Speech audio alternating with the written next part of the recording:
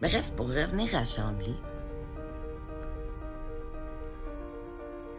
moi, je vais vous faire un résumé là, de mon année et des poussières à Chambly. Le voici. Ils appliquent pratiquement tout ce que la DPJ défend aux parents d'appliquer.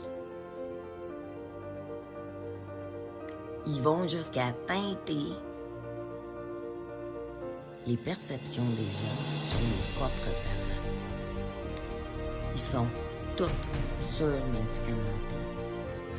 Puis ils se font traiter pour la plupart comme de la merde. Puis je te dirais qu'une contention sur 3 environ, elle est provoquée par une intervention qui a mal été faite.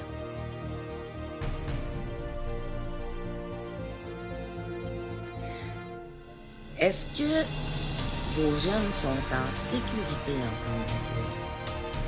Non. Voilà la position. Leur développement et leur sécurité sont compromis ensemble avec eux. Quand ils fuguent, il faut les regarder. On ne dit rien. On attend. S'ils ne viennent pas, on remplit un petit papier de déclaration de feu, on appelle la police. Les parents. Des fois, on oublie les parents, on les appelle juste le lendemain. Un habitué. Les jeunes, quand ils fuguent, ils sont vulnérables. La prostitution, les gangs, la drogue. Ils sont vulnérables à tous les abus. Ils sont mieux de rester dans le foyer avec leurs parents, puis de vivre des petites difficultés, puis qu'on y aille les aider à surmonter ça avec les bons outils, puis la bonne patience, puis des interventions remplies de bienveillance.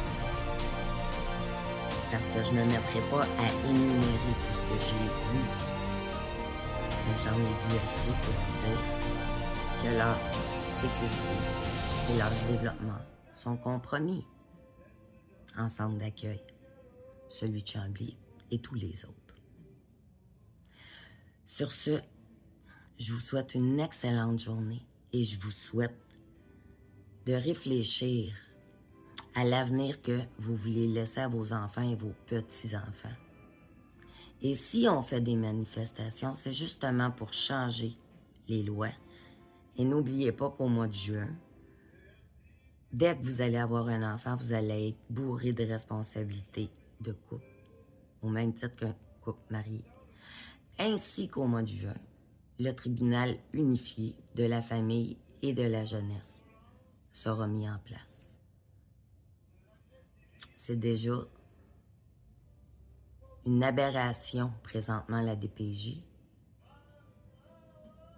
Et je me demande à quoi ça va être plus tard avec ces nouvelles lois-là. Si vous êtes parent, que vous soyez de près ou de loin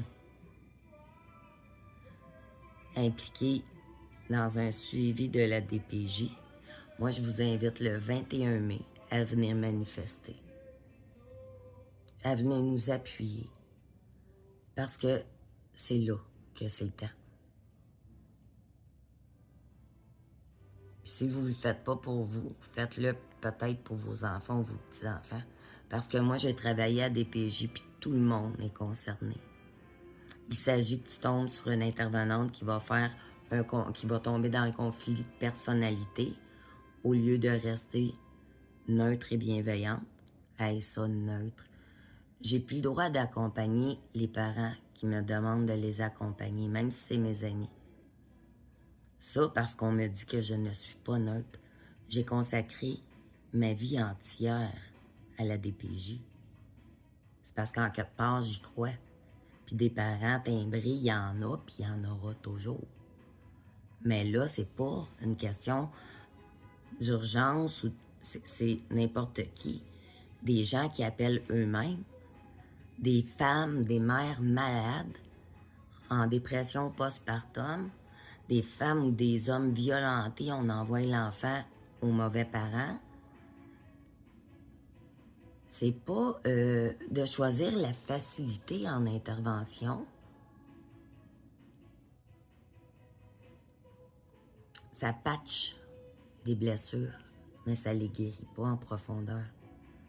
Puis c'est là que c'est dangereux. Parce que là, vous patchez même plus, vous les causez. Puis moi, je les ai observés aller, là.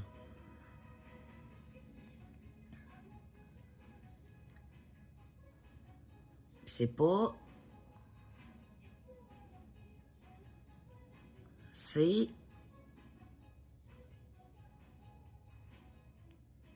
un manque de maturité émotive, selon moi. Puis ça, c'est dangereux en intervention, là. Je sais de quoi je parle. Bref, bonne réflexion. C'était... j'avais le goût de vous jaser ça, aujourd'hui. Puis c'est ce que j'ai fait.